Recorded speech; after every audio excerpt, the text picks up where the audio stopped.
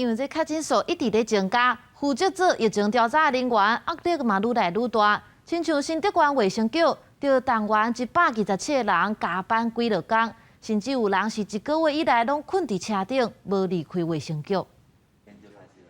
今日来卫生局办公室，每一个疫调人员拢是一手接电话，一手整理资料，实在有够无闲。随确诊人数增加，即马大家差不多逐工拢爱加班，甚至有人已经连续1个月拢困在车顶。早上有时候7、8点来工作，一直到可能要到晚上隔天的凌晨3、4点。